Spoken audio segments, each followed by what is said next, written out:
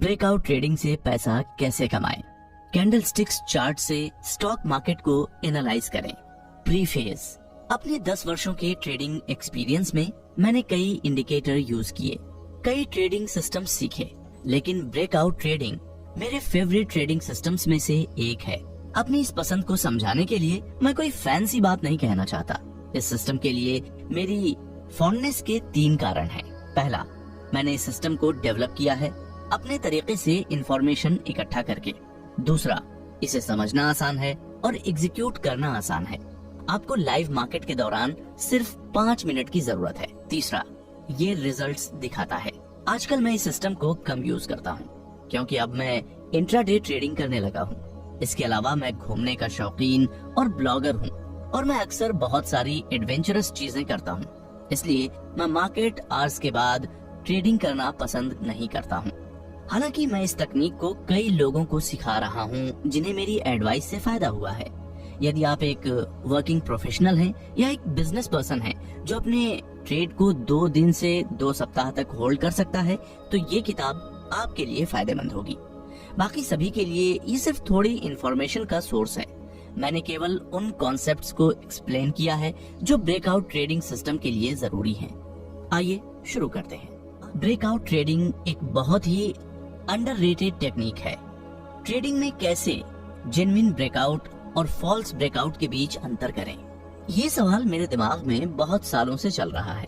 पहले जब मैं एक सॉफ्टवेयर फर्म में काम कर रहा था, तब मैं वीकेंड्स में बहुत सी वर्कशॉप्स अटेंड करता था, केवल एक ही क्वेश्चन पूछने के लिए। तब मैं इस चीज को लेकर पूरी तरह से श्योर था कि अगर मैंने इस सवाल का जवाब पा लिया तो मुझे पोजिशनल और इंट्राडे ट्रेडिंग दोनों में बहुत मदद मिलेगी। लेकिन मुझे ज्यादातर ट्रेनर्स से सेटिस्फैक्टरी जवाब नहीं मिला। एक ऐसी ही वीकेंड में मैं एक बार इंडिया के एक फेमस टेक्निकल ट्रेडर की 2 दिन की वर्कशॉप अटेंड करने गया था। मुझे लगा शायद इस बार मुझे अपने सवालों के उत्तर मिल जाएंगे। वो ट्रेडिंग से रिलेटेड कई कॉन्सेप्ट समझा रहे थे, लेकिन मैं अपने सवाल पूछने की फिराक में बैठा हुआ था। 1.5 दिन बाद भी मुझे उनसे पूछने का मौका नहीं मिला था। लंच और कॉफी ब्रेक के दौरान कई पार्टिसिपेंट्स उनको घेर लेते थे। समय बीता जा रहा था और मेरे पास केवल 1 घंटा बचा था। मेरे एक्सपीरियंस से मुझे पता था कि ट्रेनर्स संडे शाम को फ्लाइट पकड़ने के बहाने से जल्दी निकल जाते थे। वो अभी भी कोई कॉन्सेप्ट समझा रहे थे। इसलिए जब मुझे लगा कि मुझे अब ट्रेनर से Q&A सेशन में भी अपना डाउट क्लियरिफाई करने की अपॉर्चुनिटी नहीं मिलेगी, तो मैंने हिम्मत जुटाई और उनकी स्पीच को बीच में इंटरप्ट करके उनसे सवाल पूछ लिया। मुझे लगा कि वो मुझे आंसर एक्सप्लेन करने के लिए चार्ट्स का इस्तेमाल करेंगे, लेकिन सरप्राइज की बात ये थी कि उन्होंने प्रोजेक्टर को बंद कर दिया और सामने आए। फिर उन्होंने अपने मुंबई और वॉल स्ट्रीट ट्रेड से अपने बड़े बड़े कनेक्शंस के बारे में बताना शुरू किया। उन्होंने बताया कि कैसे वो लार्ज क्वांटिटीज में शेयर लेते हैं और कैसे वो फुल मून या दिवाली जैसे शुभ दिन और सी लेवल राइज जैसी चीजें क्वांटिटी बढ़ाने के लिए ध्यान में रखते हैं।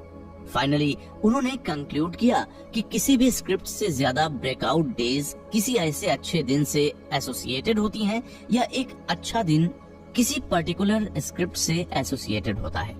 मैं इस जवाब से फ्रस्ट्रेट हो गया।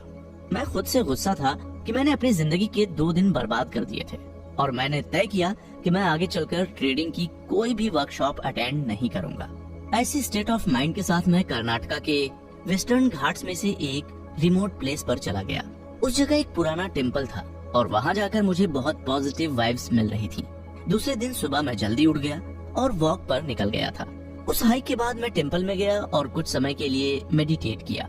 फिर जब मैं गेस्ट हाउस वापस लौट रहा था, तब मैंने देखा कि एक मदर चिकन अपने बच्चों के साथ घूम रही थी। सारी बेबी चिक्स अपनी माँ को फॉलो कर रही थी, पर केवल एक को छोड़कर। कभी कभी वही छोटी चिक पूरे ग्रुप को लीड कर रही थी और कभी कभी खुद ही ग्रुप से दूर जाने लगती थी। कभी मदर चिकन बाकी सब बेबी चिक्स के साथ उसको फॉलो कर रही थी। बिना किसी कॉन्शियस ख्याल के मैंने अपनी वॉक को रोका और उनकी एक्टिविटी को देखने लगा था। 1 मिनट में मुझे अपने सवाल का जवाब मिल गया था। मुझे ये अनबिलीवेबल लगा कि मैंने अपनी उस प्रॉब्लम का सॉल्यूशन ढूंढ लिया जो मुझे इतने सालों से परेशान कर रही थी। अनफॉर्चुनेटली उस दिन मेरे पास अपना लैपटॉप नहीं था, पर मैं वहाँ रुक नहीं पा रहा था, जिस कारण मैंने गेस्ट हाउस से चेकआउट कर लिया और सीधा अपने घर की तरफ ड्राइव करने लगा। ये 400 किलोमीटर ड्राइव थी और इसमें मैंने एक भी ब्रेक नहीं लिया था। जैसे ही मैं घर पहुंचा वैसे ही मैंने अपनी फाइंडिंग्स को चार्ट पर चेक करना शुरू कर दिया था। फॉर्चुनेटली मेरा आइडिया सही था। इस फर्स्ट चैप्टर के सिवाय पूरी बुक का कंटेंट एक सिंगल आइडिया का एक्सपेंशन है। ब्रेकआउट क्या है? इन्वेस्टोपीडिया वेबसाइट बताती है जब स्टॉक प्राइस एक डेफिनेट सपोर्ट या रेसिस्टेंट लेवल के बाहर एक इंक्रीज्ड वॉल्यूम पर मूव करती है तो वो ब्रेकआउट है। एक ब्रेकआउट ट्रेडर लॉन्ग पोजीशन तब एंटर करता है जब स्टॉक प्राइस रेसिस्टेंस के ऊपर ब्रेक करे या फिर शॉर्ट पोजीशन पर एंटर करता है जब स्टॉक सपोर्ट के नीचे चले जाता है। Image 1.1 a breakout example, break of resistance trend line. जैसा कि आप इमेज 1.1 में देख सकते हैं कि रेजिस्टेंट ट्रेंड लाइन को प्राइस ने हाई वॉल्यूम के साथ ब्रेक किया है। वैसे ही जब सपोर्ट ट्रेंड लाइन को प्राइस ब्रेक करता है तो कुछ ही उससे ब्रेकडाउन की तरह रिकॉग्नाइज करते हैं। इसे सिंपल रखने के लिए हम केवल ब्रेकआउट पर फोकस करेंगे। फॉल्स ब्रेकआउट क्या है? एक फॉल्स ब्रेकआउट को एक फेल्ड ब्रेक की तरह भी रिकॉग्नाइज किया जाता है। Investopedia.com के अकॉर्डिंग फेल्ड ब्रेक की डेफिनेशन है, एक फेल्ड ब्रेक तब होता है जब प्राइस एक आइडेंटिफाइड लेवल ऑफ सपोर्ट या रेजिस्टेंस से मूव करता है और उसमें इतना मोमेंटम नहीं होता कि वो अपना डायरेक्शन मेंटेन कर पाए, क्योंकि ब्रेकआउट की वैलिडिटी कंप्रोमाइज्ड हो जाती है और प्रॉफिट पोटेंशियल काफी ज्यादा कम हो जाए तो बहुत से ट्रेडर्स अपनी पोजीशन क्लोज कर देते हैं। एक फेल्ड ब्रेक को आमतौर पर एक फॉल्स ब्रेकआउट के नाम से भी जाना जाता है। Image 1.2 a false breakout example. जैसा कि इमेज 1.2 में आप देख सकते हैं कि प्राइस ब्रेकआउट के कैरेक्टरिस्टिक्स को दिखाता है, लेकिन ये अपने इस कोशिश में फेल हो गया और दूसरी साइड जाकर टूट गया। ये इन्फॉर्मेशन क्यों इम्पोर्टेंट है? मेरे ओपिनियन में हर ट्रेडर, चाहे वो इंट्राडे, स्विंग, पोजिशनल या स्कैल्पर हो, उससे पता होना चाहिए कि कैसे एक जेन्युइन ब्रेकआउट और फॉल्स ब्रेकआउट के बीच डिफरेंशिएट करना है। क्या आपको पता है ऐसा क्यों? ऐसा इसलिए क्योंकि हर ट्रेड की एंट्री और एग्जिट ब्रेकआउट और फॉल्स ब्रेकआउट के जरिए अपॉर्चुनिटी देगा। इसका मतलब ये नहीं है कि दूसरी ट्रेडिंग टेक्निक काम नहीं आएंगी। मेरा एक्सप्लेनेशन सही है अगर ट्रेडर एक बेस्ट एंट्री पॉइंट और एग्जिट पॉइंट की तलाश में है। मैं इसे एक्सप्लेन करता हूँ। ये समझना बहुत इम्पोर्टेंट है कि मार्केट में दो प्रकार की ग्रुप्स हैं। पहला स्मार्ट मनी और दूसरा dumb money. Smart money institutional investors या बिग शार्क्स को रेफर करता है जिनके पास पैसा और इंफॉर्मेशन की ताकत है और वही मार्केट को डायरेक्शन और मोमेंटम देते हैं। Dumb money non professional traders या रिटेल ट्रेडर्स को रेफर करता है जो अक्सर जल्दी पैसा कमाने के फिराक में रहते हैं। क्या आप ये मानते हैं कि स्मार्ट मनी को फॉलो करना एक अच्छा आइडिया है? अगर हाँ तो स्क्रीन पर दिए गए चार्ट को गौर से देखिए।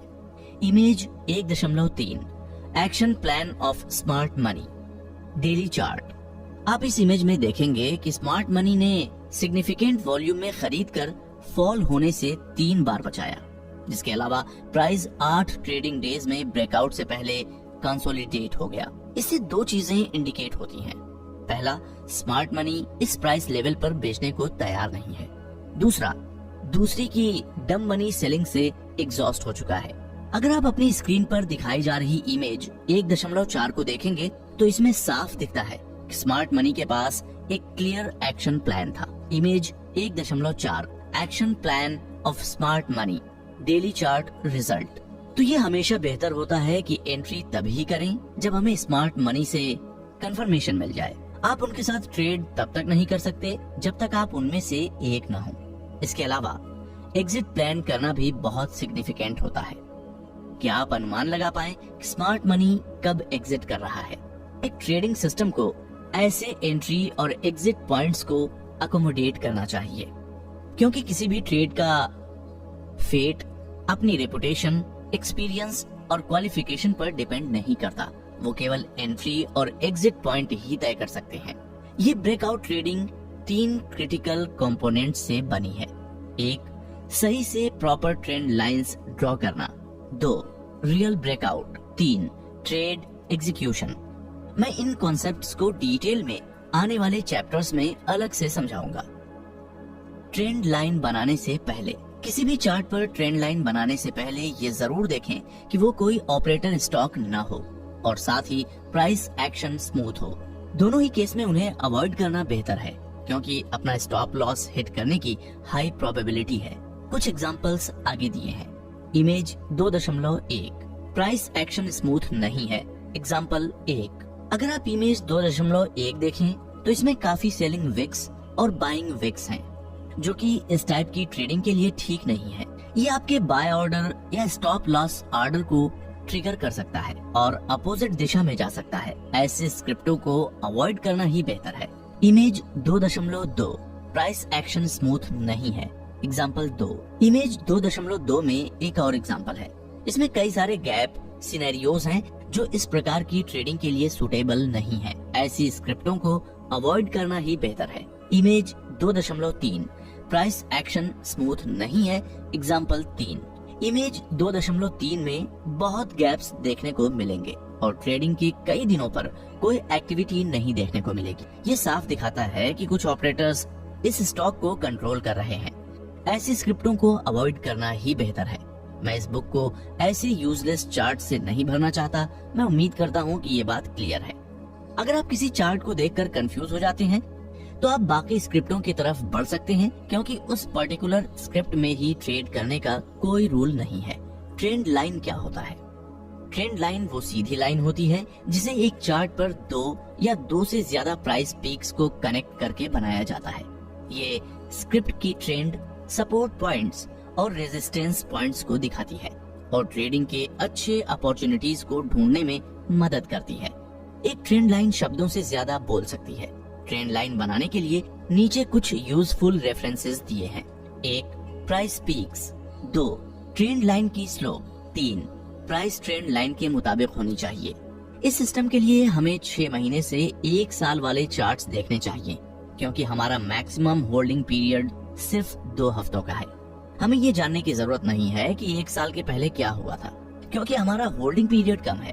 साथ ही हमारा स्टॉप लॉस मैनेजमेंट प्रोसेस अहम प्राइस पॉइंट्स के किसी भी असर का ध्यान रख लेगा जो 1 साल के समय से पहले हुआ हो। Price peaks. एक वैलिड ट्रेंड लाइन बनाने के लिए आपको कम से कम 2 पीक्स को कनेक्ट करना होगा।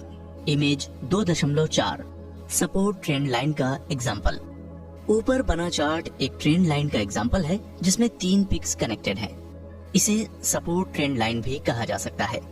इमेज 2.5 रेजिस्टेंस ट्रेंड लाइन का एग्जाम्पल। इमेज 2.5 एक ऐसे ट्रेंड लाइन का एग्जाम्पल दिखाता है जिसमें 5 पिक्स कनेक्टेड हैं। इसे रेजिस्टेंस ट्रेंड लाइन भी कहा जा सकता है। किसी ट्रेंड लाइन को एक पावरफुल ट्रेंड लाइन माना जा सकता है जब वो ज्यादा पिक्स को कनेक्ट करें। इमेज 2.6 पावरफुल ट्रेंड लाइन का एग्जाम्पल। इमेज 2.6 में बना ट्रेंड लाइन पावरफुल है क्योंकि वो 8 पिक्स कनेक्ट करता है। हमें ये नोट करना चाहिए कि जब एक प्राइस किसी ट्रेंड लाइन से डिसाइसिव ब्रेक दिखाए तब वो अपोजिट तरफ एक तेज और बड़ा मूव देगा। ट्रेंड लाइन का स्लोप। आइडियली एक ट्रेंड लाइन जिसका स्लोप मीडियम स्लोप से कम यानी 45 डिग्री से कम हो वो एक सेफर बेट है क्योंकि ये एक हेल्दी ट्रेंड का साइन है। जैसे जैसे ट्रेंड लाइन का स्लोप बढ़ता है सपोर्ट या रेजिस्टेंस लेवल की वैलिडिटी गिरती है। कम समय के दौरान किसी शार्प एडवांस या डिक्लाइन से एक स्टीप ट्रेंड लाइन बन जाती है। जो ट्रेंड लाइन ऐसे क्विक मूव्स से बनती है वो एक स्ट्रॉन्ग सपोर्ट या रेजिस्टेंस लेवल ऑफर नहीं करेगी। अगर ट्रेंड लाइन 3 या 3 से ज्यादा वैलिड पॉइंट से भी कनेक्टेड हो तब भी ऐसी ट्रेड को लेना अच्छा आइडिया नहीं है। इमेज 2.7 एक स्टीप ट्रेंड लाइन का एग्जाम्पल। इमेज 2.7 एक स्टीप ट्रेंड लाइन का एग्जाम्पल दिखाता है। ये एक ट्रेंड का हेल्दी साइन नहीं है और बहुत संभावना है कि ये स्क्रिप्ट ऑपरेटर्स का विक्टिम है। प्राइस को ट्रेंड लाइन की रेस्पेक्ट करनी चाहिए। जब भी आप कोई ट्रेंड लाइन बनाएं, ये देखना जरूरी है कि प्राइस ट्रेंड लाइन की सभी पीकों का रेस्पेक्ट करे। इमेज 2.8 कई पीकों से रेस्पेक्टेड एक ट्रेंड लाइन। इमेज 2.8 एक ट्रेंड लाइन दिखाता है जो प्राइस की सारी पीक से रेस्पेक्टेड है, इसलिए ये एक पावरफुल ट्रेंड लाइन है। इमेज 2.9 ट्रेंड लाइन जो सारी पिक्स से रेस्पेक्टेड नहीं है। इमेज 2.9 ऐसी ट्रेंड लाइन को दिखाता है जो प्राइस की सारी पिक्स से रेस्पेक्टेड नहीं है, इसलिए ये एक पावरफुल ट्रेंड लाइन नहीं है। हमेशा याद रखें कि ट्रेंड लाइन को बनाना एक कला है जो सब्जेक्टिव है और एक कला है। कभी किसी से किसी ट्रेंड लाइन के ऊपर बहस या आर्गुमेंट्स न करें। ट्रेंड लाइन को बनाते समय पहले समझाए गए गाइडलाइंस को याद रखें। इस बुक में केवल रेजिस्टेंस ट्रेंड लाइन पर और जोर देना चाहता हूँ, क्योंकि ये बुक उन रिटेल ट्रेडर्स के लिए बनाई गई है जो कम कैपिटल यानी पूंजी से स्टार्ट करते हैं।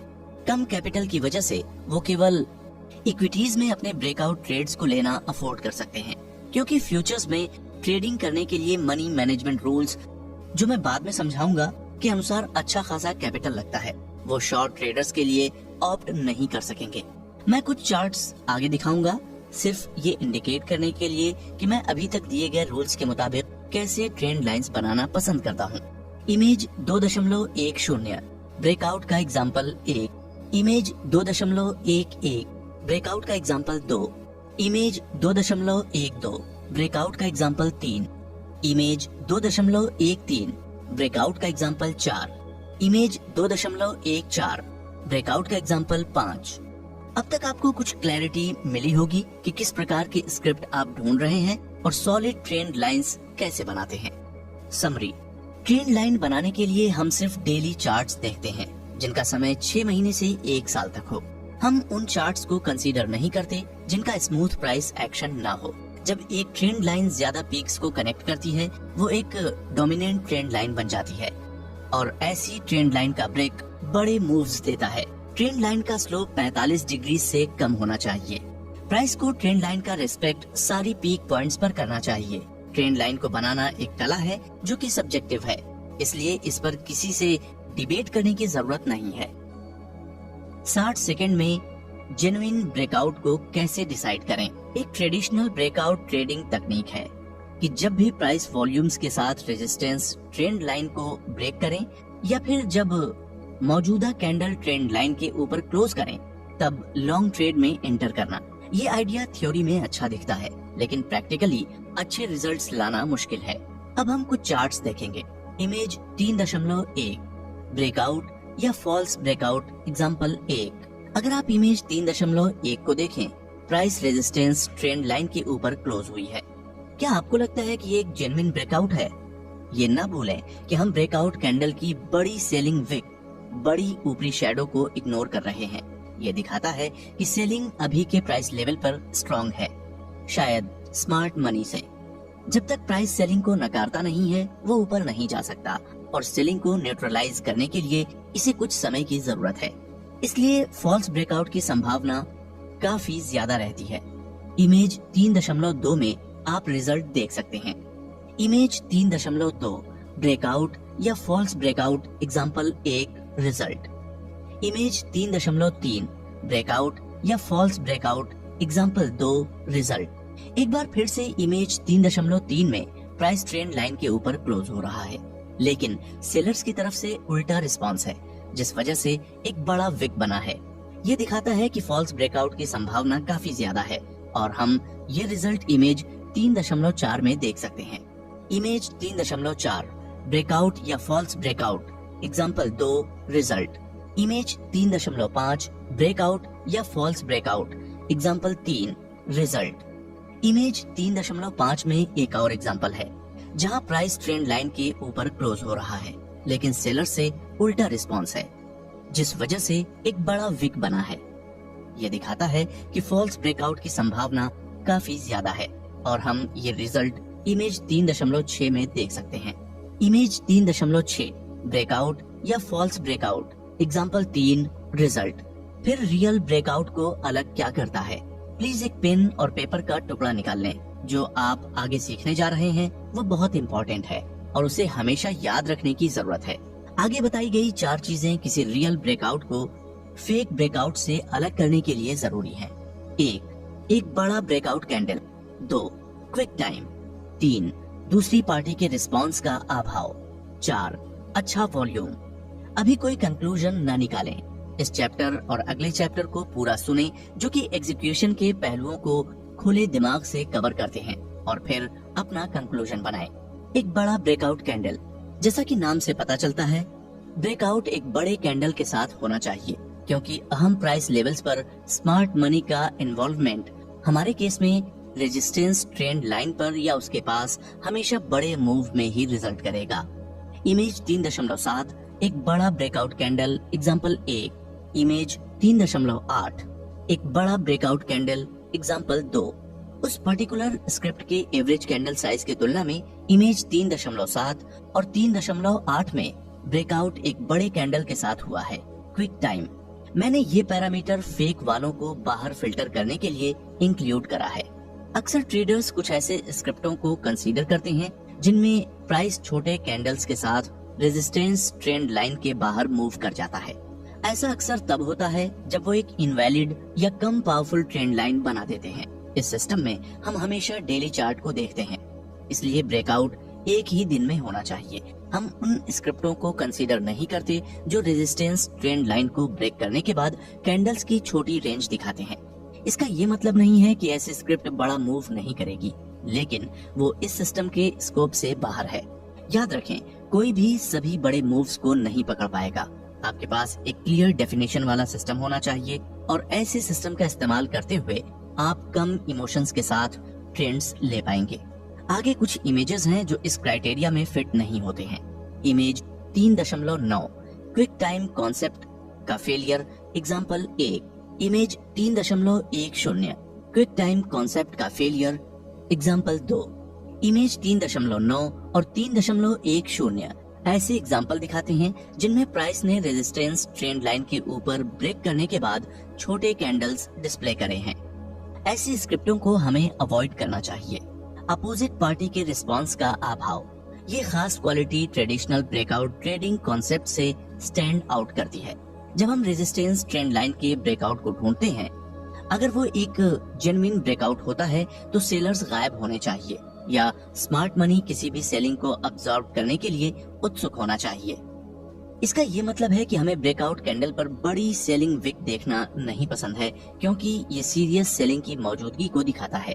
इमेज 3.11 सेलिंग विक का अभाव एग्जांपल 1, इमेज 3.12 सेलिंग विक का अभाव एग्जांपल 2, इमेज 3.11 सेलिंग विक का पूरा एब्सेंस दिखाता है, जो साफ तौर पर स्मार्ट मनी के इरादे को दर्शाता है। इमेज 3.12 छोटी सी सेलिंग विक की मौजूदगी दिखाता है। ये एक्सेप्टेबल है क्योंकि सेलिंग विक का साइज कैंडल के साइज की तुलना में लगभग ना के बराबर है। ये डिसाइड करने के लिए कॉमन सेंस यूज किया जा सकता है। अगर आपको कोई स्पेसिफिक रेफरेंस चाहिए तो आप ये कंसीडर कर सकते हैं कि सेलिंग विक कैंडल की पूरी बॉडी से 20% कम होना चाहिए। एग्जाम्पल के तौर पर अगर दिन का लो 100 और हाई 110 है, तब दिन का क्लोज 108 के ऊपर होना चाहिए था। दिन का रेंज 10 पॉइंट्स है और दिन के रेंज का 20% 2 पॉइंट्स है। इमेज 3.13 सेलिंग विक की मौजूदगी एग्जांपल 1 ब्रेकआउट के लिए सूटेबल नहीं है। इमेज 3.13 ब्रेकआउट कैंडल पर सेलिंग विक का काफी अमाउंट दिखाता है, इसलिए ब्रेकआउट ट्रेडिंग में ये एक पिक नहीं है। इमेज 3.14 सेलिंग विक की मौजूदगी एग्जांपल 2 ब्रेकआउट के लिए सुटेबल नहीं है। इमेज 3.14 भी ब्रेकआउट कैंडल पर सेलिंग विक का काफी अमाउंट दिखाता है, इसलिए ब्रेकआउट ट्रेडिंग में ये एक पिक नहीं है। अच्छा वॉल्यूम, ये समझना आसान है और कंफर्मेशन लेना जरूरी है कि स्मार्ट मनी ब्रेकआउट सिनेरियो में शामिल है। इमेज 3.15 अच्छा वॉल्यूम एग्जांपल 1, इमेज 3.16 अच्छा वॉल्यूम एग्जांपल 2। अगर आप इमेज 3.15 और 3.16 को देखें, ब्रेकआउट कैंडल्स को वॉल्यूम में अच्छा स्पाइक मिला है, जो स्मार्ट मनी की इन्वॉल्वमेंट को दिखाता है। प्लीज नोट करें कि ऐसी स्क्रिप्टों को उठाना हमेशा अच्छा आइडिया है, जो ब्रेकआउट से पहले कुछ दिनों का कंसोलिडेशन दिखाती है। ये सेलर्स को एक मौका देता है और शॉर्ट्स बिल्डअप को दर्शाता है। ऊपर की तरफ का ब्रेकआउट दिखाता है कि सेलर्स फेल हो चुके हैं और अब कवर के लिए भाग रहे हैं। ऐसी स्क्रिप्टों में सफलता के चांसेस ज्यादा रहते हैं। समरी, सक्सेस पाने के लिए रियल ब्रेकआउट्स को फिल्टर करना बहुत जरूरी है। एक रियल ब्रेकआउट की पहली क्वालिटी ये है कि वो एक बड़े कैंडल के साथ होना चाहिए। दूसरी क्वालिटी ये है कि ब्रेकआउट को हमेशा क्विक टाइम समय में आना चाहिए। डेली चार्ट पर इसे ब्रेकआउट क्राइटेरिया को एक दिन में डिस्प्ले करना चाहिए। दूसरी पार्टी के रिस्पांस का अभाव तीसरी क्वालिटी है। जो और कुछ नहीं बल्कि हमारे सिस्टम में ब्रेकआउट कैंडल्स पर सेलिंग विक का एब्सेंस है। चौथी क्वालिटी ये है कि ब्रेकआउट कैंडल को अच्छा वॉल्यूम मिलना चाहिए। ट्रेडिंग में एग्जीक्यूशन बहुत इंपॉर्टेंस रखता है। यदि आप किसी गेम को जीतने का इरादा रखते हैं तो आपको खेल के सभी नियमों को पहले से जान लेना चाहिए, तभी आप प्लान कर सकते हैं और लाइव गेम में अपना टैलेंट दिखा सकते हैं। ट्रेडर्स के पर्सपेक्टिव से इसे ट्रेड प्लान कहते हैं। कई सफल ट्रेडर्स सबसे ज्यादा इम्पोर्टेंस ट्रेड प्लान को देते हैं। एक ट्रेडर के तौर पर किसी भी ट्रेड में एंटर करने से पहले आपको अब बताए जा रहे 5 पहलुओं के बारे में पता होना चाहिए। पहला, आपके सिस्टम के मुताबिक आपका एंट्री पॉइंट कहाँ है। दूसरा, अगर आपका एनालिसिस गलत हो जाता है या ट्रेड सेटअप फेल हो जाता है तो आपका स्टॉप लॉस कहाँ है। तीसरा, प्रॉफिट बुक करने के लिए आपके सिस्टम के मुताबिक आपका एंटिसिपेटेड एग्जिट कहाँ है। चौथा, इस ट्रेंड में आप कितनी अमाउंट रिस्क करने के लिए तैयार हैं। पांचवा, अपने पूरे पोर्टफोलियो में से कितनी अमाउंट आप इस ट्रेड पर रिस्क करने के लिए तैयार हैं। हर बार ट्रेड करने से पहले इन सवालों का जवाब देने से ट्रेड प्लान करने में आपको मदद मिलेगी। ये ट्रेड प्लान हर प्रकार की ट्रेडिंग पर लागू होते हैं। अब डिस्कस करते हैं कि कैसे इस प्लान को हमारे ब्रेकआउट ट्रेडिंग सिस्टम के लिए डिफाइन करें। Anti stop loss target. Image 4.1 entry stop loss down trade के दौरान ब्रेकआउट ट्रेडिंग सिस्टम में टारगेट क्राइटेरिया। जैसा कि इमेज 4.1 में दिखाया गया है, एंट्री को ब्रेकआउट कैंडल की ऊंचाई से कुछ ही टिक ऊपर आना चाहिए। स्टॉप लॉस ब्रेकआउट कैंडल लो के कुछ टिक नीचे होगा। ये स्क्रिप्ट डाउन ट्रेड से ब्रेकआउट दिखा रहा है, इसलिए कोई भी टारगेट के रूप में ट्रेंड लाइन की शुरुआत या सबसे ऊपर स्विंग पर एम कर सकता है। ट्रेड को लेने का डिसीजन तभी लें जब वो मिनिमम 1:2 का रिस्क रिवॉर्ड दिखाए। अगर ऐसा नहीं है तो आपको इस सेटअप को इग्नोर कर बेहतर ट्रेड सेटअप ढूंढने चाहिए। नोट, एंट्री केवल ब्रेकआउट कैंडल्स के हाई के ऊपर ही आनी चाहिए। कभी ब्रेकआउट कैंडल के हाई के नीचे न खरीदें। साथ ही ट्रेड को अवॉइड करें अगर वो पिछले दिन के हाई के 2% से ऊपर खुले, क्योंकि ये स्टॉप लॉस पॉइंट्स बढ़ाता है और ये प्रॉफिट बुकिंग को भी अट्रैक्ट कर सकता है। तब भी न खरीदें अगर वो 2% के ऊपर खुले और पिछले दिन के हाई पर वापस आ जाए, क्योंकि ये ब्रेकआउट कॉन्सेप्ट के खिलाफ है। Image 4.2 entry stop loss sideways trade के दौरान ब्रेकआउट ट्रेडिंग सिस्टम में टारगेट क्राइटेरिया। जैसा कि इमेज 4.2 में दिखाया गया है, ब्रेकआउट कैंडल्स की ऊंचाई से कुछ ही टिक के ऊपर एंट्री आनी चाहिए। स्टॉप लॉस ब्रेकआउट कैंडल के लो के कुछ टिक नीचे होगा। ये स्क्रिप्ट एक साइडवेज ट्रेंड से ब्रेकआउट दिखाती है, इसलिए टारगेट के रूप में साइडवेज ट्रेंड की सेम चौड़ाई का एम रख सकता है। ट्रेड लेने का ऑप्शन केवल तभी चुने जब ये मिनिमम 1:2 रिस्क रिवॉर्ड दिखाता हो। अगर ऐसा नहीं है, आपको सेटअप को इग्नोर करने और बेहतर ट्रेड सेटअप्स को ढूंढने की जरूरत है। Image 4.3 entry stop loss all time high के दौरान ब्रेकआउट ट्रेडिंग सिस्टम में टारगेट क्राइटेरिया। इमेज 4.3 एक स्क्रिप्ट में अब तक के सारे हाइज का ब्रेकआउट दिखाता है। इस मामले में एक फिक्स्ड टारगेट को डिसाइड करना मुश्किल है, क्योंकि अपसाइड में हमारे पास कोई रेफरेंस पॉइंट्स नहीं है। 1:2 रिस्क रिवॉर्ड पर प्रॉफिट बुक करने का प्लान बनाया जा सकता है, या हर स्विंग लो के नीचे ट्रेल स्टॉप लॉस लगाया जा सकता है। आप कभी नहीं जानते कि ये कितनी दूर जाएगा।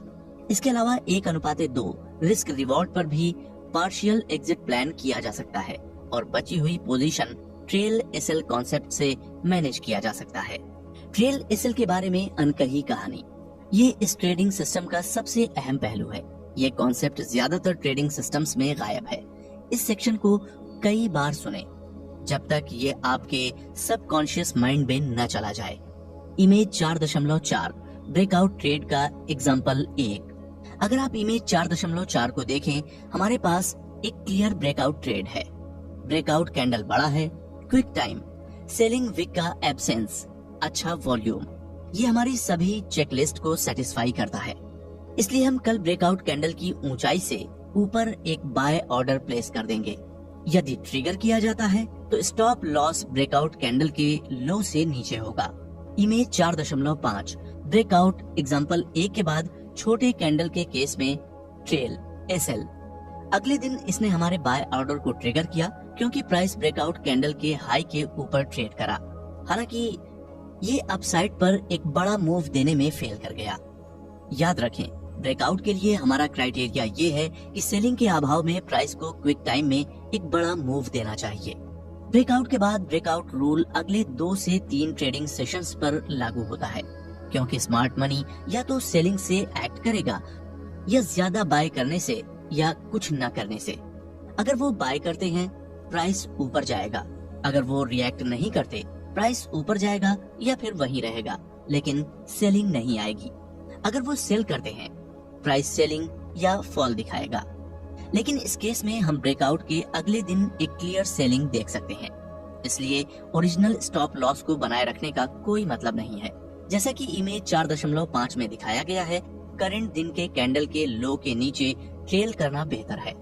इमेज 4.6 एग्जांपल 1, ब्रेकआउट के बाद छोटे कैंडल के केस में रिजल्ट। ट्रेल एसएल के इस एक्शन के कारण ब्रेक इवन ट्रेड हुआ, शायद कुछ पॉइंट्स लॉस के साथ, लेकिन इससे शुरू के रिस्क अमाउंट का 90% सेफ हुआ। नोट, कभी कभी प्राइस आपके ट्रेल एसएल को हिट करेगी और फिर आपके टारगेट तक पहुंचेगी। केवल इस वजह से ट्रेड एसएल कॉन्सेप्ट नहीं बदलना चाहिए। इस सिस्टम का आइडिया इनिशियल रिस्क को कम करना है। अगर प्राइस कोई संकट दिखाए और प्रॉफिट्स को क्लियर ब्रेकआउट स्क्रिप्टों के साथ राइट करना है। इमेज 4.7 एक ब्रेकआउट ट्रेड एग्जांपल 2। अगर आप इमेज 4.7 को देखें, हमारे पास एक साफ all time high breakout trade है। ब्रेकआउट कैंडल बड़ा है, क्विक टाइम, सेलिंग विक का एब्सेंस, अच्छा वॉल्यूम, ये हमारी सभी चेकलिस्ट को सेटिस्फाई करता है। इसलिए हम कल ब्रेकआउट कैंडल की ऊंचाई से ऊपर एक बाय ऑर्डर प्लेस कर देंगे। यदि ट्रिगर किया जाता है तो स्टॉप लॉस ब्रेकआउट कैंडल के लो से नीचे होगा। इमेज 4.8 एग्जांपल 2, ब्रेकआउट के बाद छोटे कैंडल के केस में ट्रेल एसएल। अगले दिन इसने हमारे बाय ऑर्डर को ट्रिगर किया क्योंकि प्राइस ब्रेकआउट कैंडल के हाई के ऊपर ट्रेड करा, लेकिन ये ऊपर की ओर एक बड़ा मूव देने में फेल करा और डोजी कैंडल में रिजल्ट कर गया। याद रखें, ब्रेकआउट के लिए हमारा क्राइटेरिया ये है कि प्राइस को क्विक टाइम में सेलिंग के अभाव में बड़ा मूव देना चाहिए। इसलिए ओरिजिनल स्टॉप लॉस को बनाए रखने का कोई मतलब नहीं है। जैसा कि इमेज 4.8 में दिखाया गया है, करंटली डे कैंडल के लो से नीचे ट्रेल करना बेहतर है। इमेज 4.9 एग्जांपल 2, ब्रेकआउट के बाद छोटे कैंडल के केस में रिजल्ट। हालांकि इस बार प्राइस ने ट्रेल एसएल को हिट नहीं करा और ऊपर चली गई। सबसे खराब स्थिति में स्मार्ट मनी ब्रेकआउट के बाद 2-3 दिनों के अंदर अपना रिएक्शन दिखाएगा। इस तरह हम शुरुआती रिस्क को कम करते हैं। अब हम एक और एग्जांपल देखेंगे। इमेज 4.10 एक ब्रेकआउट ट्रेड एग्जांपल 3। अगर आप इमेज 4.10 को देखें, हमारे पास एक साफ all time high breakout trade है। ब्रेकआउट कैंडल बड़ा है, क्विक टाइम, सेलिंग विक का एब्सेंस, अच्छा वॉल्यूम, ये हमारी सभी चेकलिस्ट को सेटिस्फाई करता है। इसलिए हम कल ब्रेकआउट कैंडल की ऊंचाई से ऊपर एक बाय ऑर्डर प्लेस कर देंगे। यदि ट्रिगर किया जाता है तो स्टॉप लॉस ब्रेकआउट कैंडल के लो से नीचे होगा। इमेज 4.11 एग्जांपल 3, ब्रेकआउट के बाद छोटे कैंडल के केस में ट्रेल एसएल। अगले दिन इसने हमारे बाय ऑर्डर को ट्रिगर किया क्योंकि प्राइस ब्रेकआउट कैंडल के हाई के ऊपर ट्रेड किया। हालांकि ये सिर्फ थोड़ा ही ऊपर की ओर बढ़ा और छोटे बियरिश कैंडल में रिजल्ट कर गया। याद रखें, ब्रेकआउट के लिए हमारा क्राइटेरिया ये है कि सेलिंग के अभाव में प्राइस को क्विक टाइम में एक बड़ा मूव देना चाहिए। इसलिए ओरिजिनल स्टॉप लॉस को बनाए रखने का कोई मतलब नहीं है। जैसा कि इमेज 4.11 में दिखाया गया है, करंट डे कैंडल के लो से नीचे ट्रेल करना बेहतर है। इमेज 4.12 ब्रेकआउट एग्जांपल 3 के बाद छोटे कैंडल के केस में रिजल्ट। इस बार भी प्राइस ने ट्रेल एसएल को हिट नहीं करा और तुरंत ही ऊपर चला गया। नोट, मैं इस कॉन्सेप्ट के कई एग्जांपल दे सकता हूँ, लेकिन मुझे लगता है कि ये 3 सिचुएशन मेरी बात समझाने के लिए काफी है। ब्रेकआउट दिखाने के बाद शायद ही कभी प्राइस बड़ी सेलिंग देखता है। ज्यादातर मामलों में ये तुरंत संभल कर अप साइड जाएगा या साइडवेज मोड में चला जाएगा और फिर अप साइड जाएगा या धीमा हो जाएगा और फिर गिर जाएगा। मैं हमारे नुकसान को 75 से 90% से कम करने की कोशिश कर रहा हूँ। अगर वो ऊपर की ओर एक बड़ा मूव देने में फेल कर जाता है। अपने एग्जिट को अगले लेवल पर कैसे ले जाएं? मैं एक बार फिर दोहराता हूँ, केवल एंट्री और एग्जिट आपके ट्रेड के भाग्य का फैसला करते हैं। आपकी रेप्यूटेशन, अनुभव और क्वालिफिकेशन का इस पर कोई असर नहीं पड़ता है। मैंने देखा है कि कई ट्रेडर्स एंट्री के बारे में जल्दी सीखते हैं, परंतु जब एग्जिट की बात आती है तो वो बहुत स्ट्रगल करते हैं, क्योंकि हर बार एग्जिट आपको बताएगा कि आपने प्रॉफिट कमाया या लॉस। दोनों ही मामलों में ये कई इमोशंस को ट्रिगर करता है, इसलिए एग्जिट के लिए एक प्रॉपर प्लान होना चाहिए। मैं आपको एग्जिट मैनेज करने के लिए आगे 2 स्टेप्स सजेस्ट करता हूँ। स्टेप 1, प्लान के मुताबिक इमेज 4.1, 4.2 और 4.3 लाइन से एक डाउन ट्रेड के लिए साइडवेज और all time high target level पर 100% पोजीशन से एग्जिट करें। कुछ महीनों के लिए आगे दिए गए स्टेप्स को फॉलो करें जब तक कि आप अपने मौजूदा ट्रेडों को मैनेज नहीं कर सकते। इस मेथड में कई एक्टिविटीज शामिल हैं। हर दिन ब्रेकआउट स्क्रिप्ट खोजें। अगले दिन के लिए केवल 2-3 स्क्रिप्टों को शॉर्टलिस्ट करें। किसी भी ट्रेडिंग के दिन पर 3 से अधिक स्क्रिप्ट रखने की कोशिश न करें। अगले दिन जब मार्केट खुलती है तो सभी स्क्रिप्टों के लिए ब्रेकआउट कैंडल के हाई के ऊपर एक SLM बाय ऑर्डर दें। अगर ये छोटे गैप 2% से कम से खुलता है तब आप मार्केट ऑर्डर पर खरीद सकते हैं। यदि आपने खरीदा है तो ब्रेकआउट कैंडल के लो के नीचे एक स्टॉप लॉस ऑर्डर रखें। फिर से मार्केट आवर्स के बाद ब्रेकआउट स्क्रिप्टों की खोज करें। अगले दिन जब मार्केट खुले मौजूदा पोजीशंस के लिए स्टॉप लॉस रखें। फिर आप किसी भी नए स्क्रिप्ट के लिए SLM बाय ऑर्डर प्लेस कर सकते हैं। यदि आपको ब्रेकआउट के बाद एक छोटी कैंडल या सेलिंग कैंडल मिलती है तो अपने SL को ब्रेकआउट कैंडल के निचले हिस्से से अगले दिन के कैंडल के निचले हिस्से तक ट्रेल करें। इमेज 4.4 से 4.12। जब प्राइस आपके टारगेट तक पहुंच जाए तो या तो मैनुअली एग्जिट करें या आप टारगेट लेवल पर पोजीशन को बंद करने के लिए लिमिट सेल ऑर्डर दे सकते हैं। एक ट्रेनिंग जर्नल बनाए रखें। अपने सभी ट्रेड यहाँ लिखें। फेल ट्रेडों को एनालाइज करें। पूरे प्रोसेस को दोहराएं। स्टेप 2, इस प्रोसेस से फैमिलियर होने के बाद ही आप इस स्टेप को लागू करने का प्लान बना सकते हैं। इसमें वे सभी प्रोसीजर्स शामिल हैं जिनके बारे में स्टेप 1 में बताया गया है। केवल नई बात यह है कि टारगेट पर 100% पोजीशन से एग्जिट करने के बजाय टारगेट पर केवल 75% पोजीशन ही एग्जिट करें।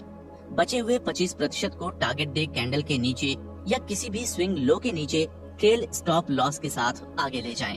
कई बार ये ब्रेकआउट स्क्रिप्ट क्रेजी की तरह चलती हैं और पोजीशन का 25% ऐसे एक ट्रेड में आपके 25 ट्रेडों के नुकसान को ऑब्जर्व करने का पोटेंशियल रखता है। इमेज 4.13 पार्शियल आंशिक एग्जिट एग्जाम्पल 1। ये इमेज पार्शियल एग्जिट की शक्ति के बारे में सब कुछ बताती है। यदि आप हर एक स्विंग के निचले स्तर के नीचे ट्रेल SL कॉन्सेप्ट का इस्तेमाल करते रहेंगे तो आपको काफी अच्छा प्रॉफिट बनाने को मिलेगा। इमेज 4.14 पार्शियल आंशिक exit example 2। Image 4.14 partial exit की वही कहानी समझाता है। ये आपके 25% पोजीशन के लिए आपकी ओरिजिनल रिस्क का 5-6 टाइम्स रिटर्न देता है। इमेज 4.15 पार्शियल यानी आंशिक exit example 3। Image 4.15 partial exit की एक और कहानी समझाता है।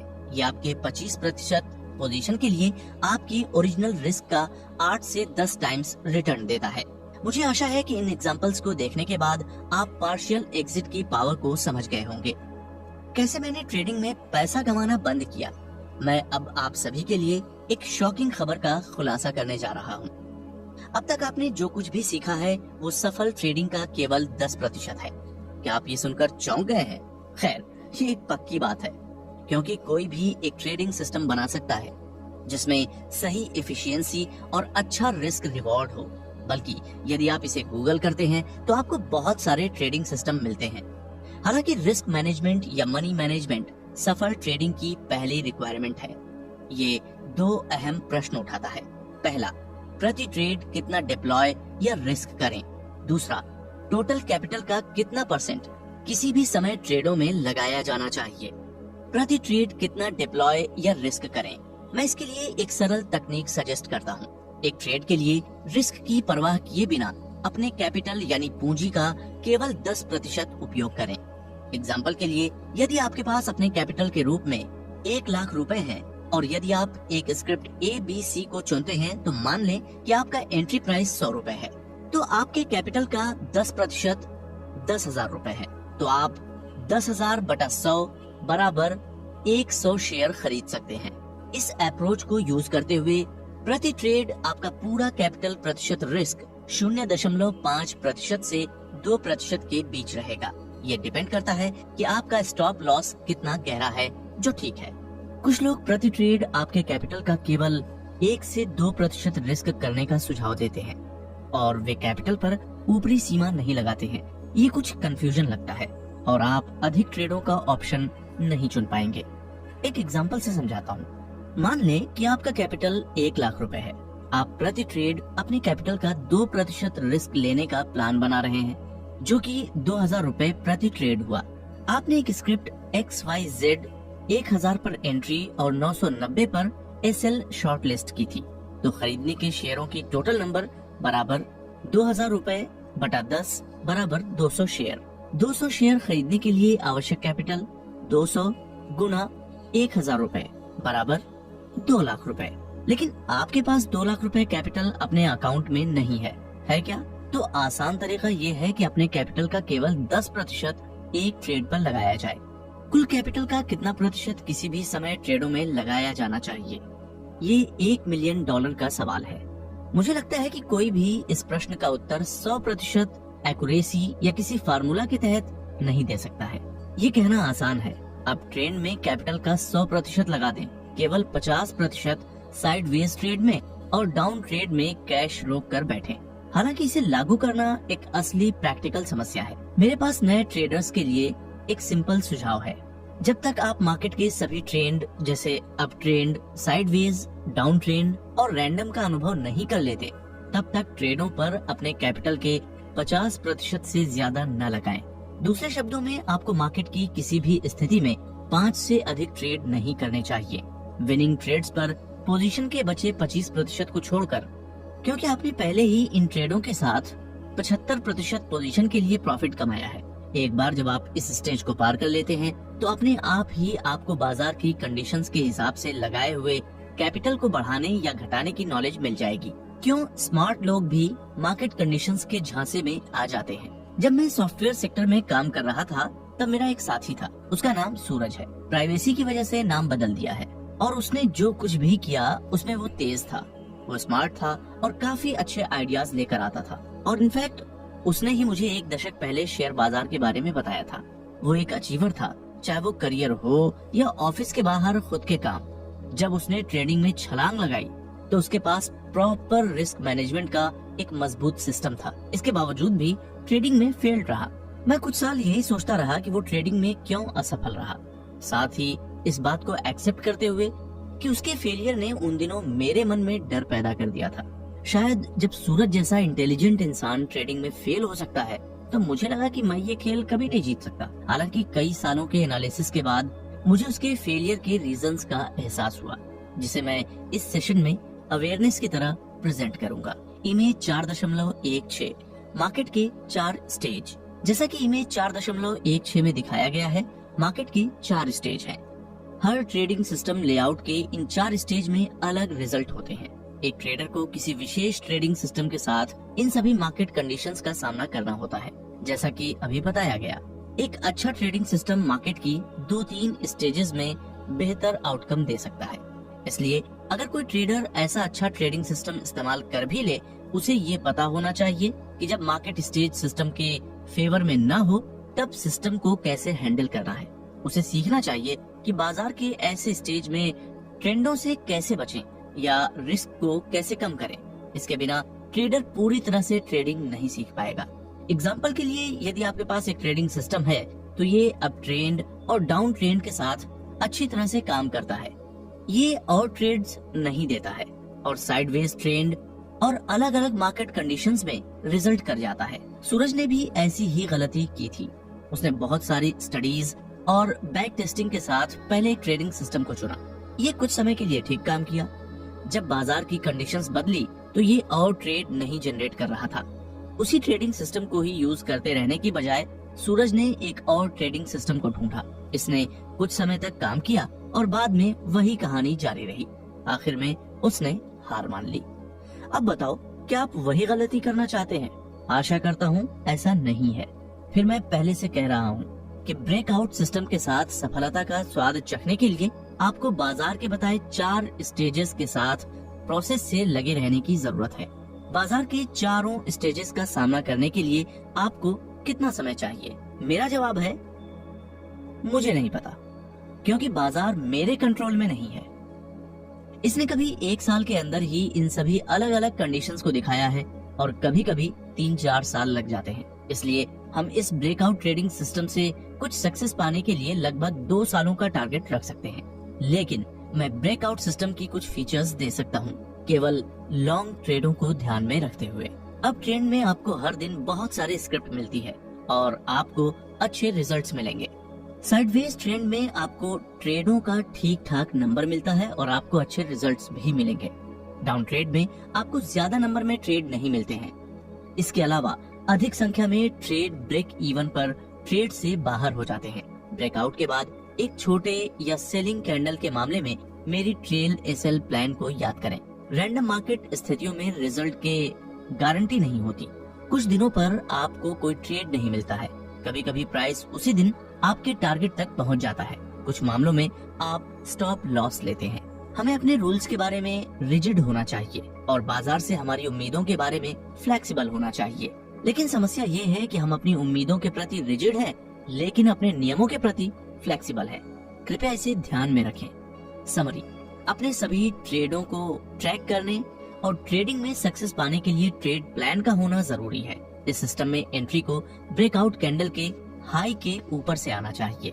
इस सिस्टम में स्टॉप लॉस ब्रेकआउट कैंडल के लो के नीचे होगा। डाउन ट्रेंड में टारगेट के रूप में ट्रेंड लाइन के बिगिनिंग पॉइंट को टारगेट कर सकते हैं। साइडवेज में ट्रेंड उसी चौड़ाई को टारगेट और अप ट्रेंड में ट्रेल स्टॉप लॉस के साथ कर सकते हैं। आपको अपने एसएल को ट्रेल करना चाहिए जब ब्रेकआउट दिन के ठीक बाद छोटी या सेलिंग कैंडल हो। थोड़ी प्रैक्टिस के बाद आप टारगेट पर केवल 75% पोजीशन से बाहर निकलने का प्लान बना सकते हैं और बचे 25% को टारगेट कैंडल लो के साथ स्टॉप लॉस के रूप में ले जा सकते हैं। हर ट्रेड में अपने कैपिटल का केवल 10% लगाएं। अगर आप एक बिगिनर हैं, तो किसी भी समय अपने कैपिटल के 50% से अधिक न लगाएं। सफलता का स्वाद चखने के लिए मार्केट के सभी 4 स्टेज में इस सिस्टम को फॉलो करना चाहिए। ब्रेकआउट ट्रेडिंग पर टॉप 10 सवाल जवाब। जब भी मैं किसी ग्रुप को ये सिस्टम समझाता हूँ तो मुझे बहुत सारे सवाल मिलते हैं और उनमें कई सवाल बार बार आते हैं। मैंने टॉप 10 सवालों और मेरे जवाबों को यहाँ लिस्ट किया है, क्योंकि यदि आपके भी यही सवाल हैं तो ये आपकी सहायता करेगा। सवाल नंबर 1, क्या हम इस ब्रेकआउट कॉन्सेप्ट के साथ शॉर्ट ट्रेड ले सकते हैं? सीधा जवाब है नहीं। ये ट्रेडिंग सिस्टम विशेष रूप से भारतीय रिटेल ट्रेडर्स के लिए डिजाइन की गई है, जिनके पास छोटा कैपिटल है। जैसा कि आप जानते हैं, भारतीय बाजार की कंडीशंस में हम अगले कुछ दिनों के लिए इक्विटी में अपने छोटे ट्रेड्स नहीं कर सकते हैं। पोजिशनल शॉर्ट ट्रेड लेने के लिए हमें फ्यूचर्स या ऑप्शंस को देखना चाहिए। एक छोटे ट्रेड कैपिटल के साथ फ्यूचर्स या ऑप्शंस में पोजिशनल शॉर्ट ट्रेड लेना एक खराब आइडिया है। इसलिए यदि आप छोटे कैपिटल वाले रिटेल व्यापारी हैं, तो इस ब्रेकआउट कॉन्सेप्ट का इस्तेमाल करके शॉर्ट ट्रेड न ढूंढें। प्रश्न नंबर 2, क्या हम इस ब्रेकआउट कॉन्सेप्ट का उपयोग करके F&O में ट्रेड कर सकते हैं? फ्यूचर्स या ऑप्शंस में फिर से ट्रेड करना रिस्क मैनेजमेंट और वोलेटिलिटी के पर्सपेक्टिव से एक अलग खेल है। मैं सजेस्ट करूंगा कि ऑप्शंस को अवॉइड करें, क्योंकि आपको और चीजों में महारत हासिल करने की जरूरत है, जैसे कि एक्सपायरी का समय, वोलेटिलिटी फैक्टर्स आदि। फ्यूचर्स के साथ ये आपके कैपिटल पर डिपेंड करता है। यदि प्रति ट्रेड लगाई गई रकम आपके कैपिटल के 10% के अंदर है, तो ये ठीक होना चाहिए।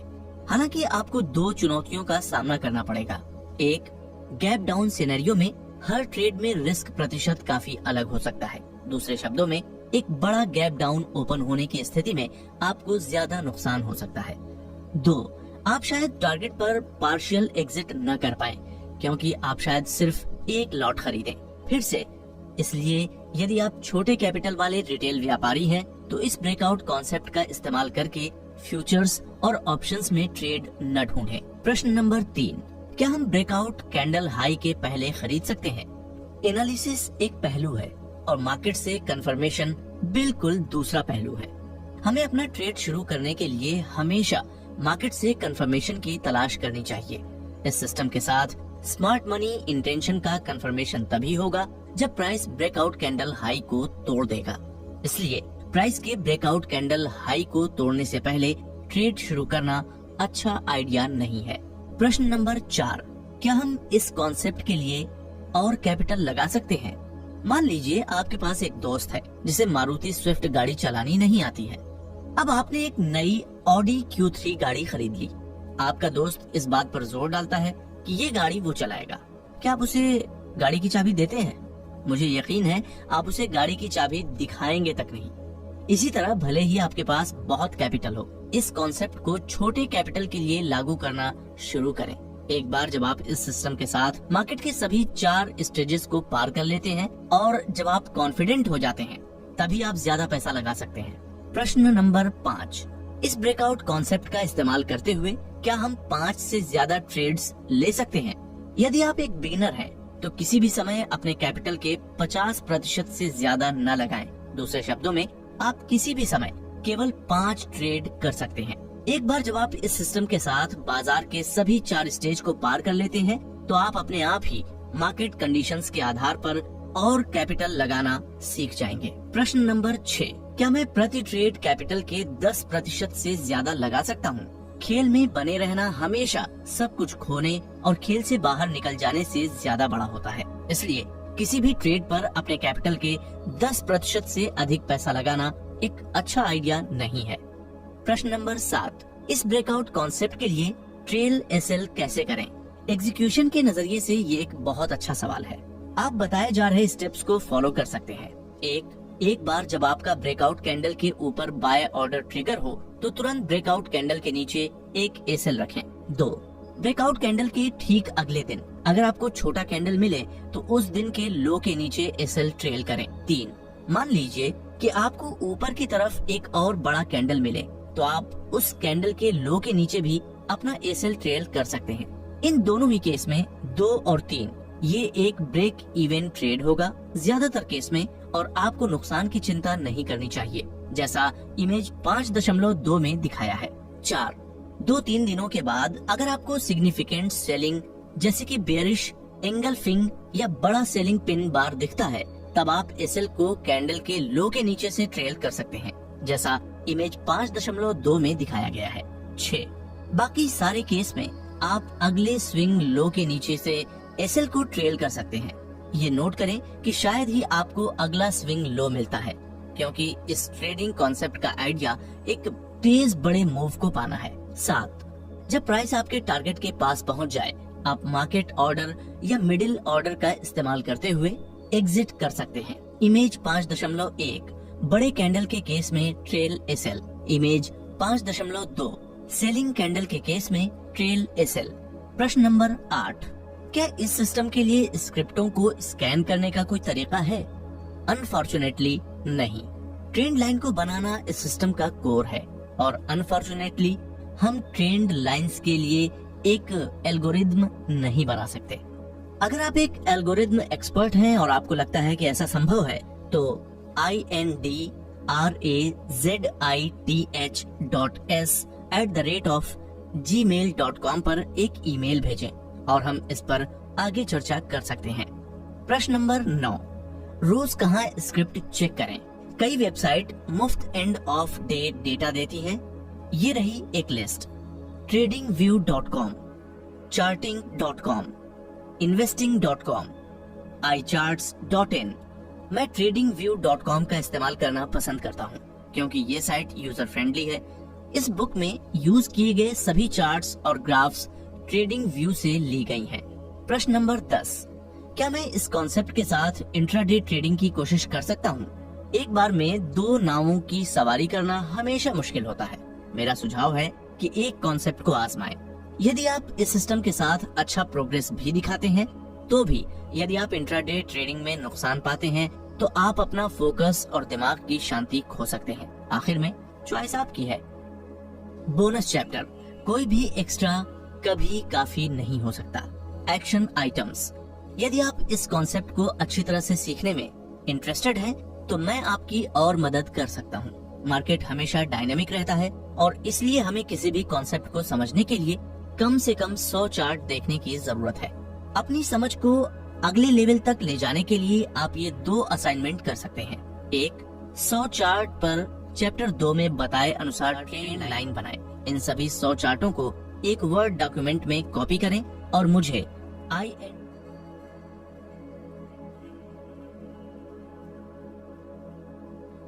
मैं सभी चार्टों पर अपने कमेंट्स लिखूंगा और जल्द से जल्द उत्तर दूंगा। तो जब आप एक बार ट्रेंड लाइंस सही से बनाना सीख जाएं, फिर ट्रेंड लाइंस के साथ जेन्युइन ब्रेकआउट्स को आइडेंटिफाई करने की कोशिश करें, जैसा चैप्टर 3 में बताया गया था।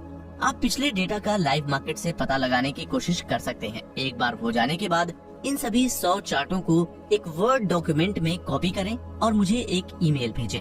मैं सभी चार्टों के लिए अपने कमेंट्स लिखूंगा और जल्द से जल्द आपको उत्तर दूंगा। ट्विटर पर 30 बड़े ट्रेडर्स, प्लीज ध्यान दें कि मैंने अपने लिमिटेड नॉलेज और अनुभव के आधार पर ये लिस्ट तैयार की है। कई महान ट्रेडर हो सकते हैं जो ट्विटर पर नहीं है, या हो सकता है कि मैंने उन्हें इस लिस्ट में याद न किया हो। ये किसी विशेष ऑर्डर में नहीं है। मार्क मिनरविनी, स्टीव बर्न्स, विजय केडिया, पोरिंजू वेलियाथ, मितेश पटेल, अश्विनी गुजराल, एनएस फिदाई, रुद्र मूर्ति बीवी, नूरेश मीरानी, संकेत गज्जर, हरनीत सिंह, जयचंद्रन, अरुण मुखर्जी, सौम्या मलानी, मुथु कृष्णन, नितिन भाटिया, पीआर सुंदर, राजर्षिता, मनु भाटिया, मदन कुमार, सुंदर, प्रेम दोषी, लोन स्टॉक ट्रेडर, अभिषेक कर, रचित जैन, विवेक मशरानी, गौतम वैद, रोशन शाह, रचना ए वैद्य, अभिषेक निनानिया। ट्रेडिंग से मेरी टॉप 10 लेसन्स। 1. ट्रेडिंग सिर्फ एक प्रोबेबिलिटी का खेल है और प्रिडिक्शन का खेल नहीं है। 2. हर बार ट्रेडिंग के सारे अच्छे मौकों को पकड़ना इम्पॉसिबल है। 3. अगर आप और ट्रेड्स के प्रॉफिट स्क्रीनशॉट्स देखेंगे तो ये आपके इमोशनल बैलेंस को बिगाड़ेगा, इसलिए अपने ट्रेड प्लान को फॉलो करें। 4. जब आपको बड़ा ड्रॉ आउट दिखे या लगातार कुछ फेल ट्रेड होने लगे तब ट्रेडिंग अवॉइड करें। 5. जब आप सोचें कि आप मार्केट में सब कुछ जानते हैं, आप अगले दिन ही बड़ा पैसा हारेंगे। 6. अगर आपको किसी ट्रेड में नुकसान होता है तब आपने एक गलती करी है। इसमें सीखने को एक लेसन है, चाहे कुछ भी हो। 7. आपका टारगेट मार्केट में रोज पैसा बनाना होना चाहिए, न ही और चीजें जैसे कि दूसरों से प्रशंसा, ज्यादा फॉलोअर्स इत्यादि। 8. किसी से कोई भी कारण से बहस करने की जरूरत नहीं है। अगर आप मार्केट में पैसा बना रहे हैं तो आप सही हैं। 9. जितना ज्यादा आपका अहंकार होगा उतना कम प्रॉफिट, और जितना कम अहंकार उतना ज्यादा प्रॉफिट। 10. अपने प्रॉफिट्स को सही से चलाना सीखें। ये ट्रेडिंग में सबसे मुश्किल काम है।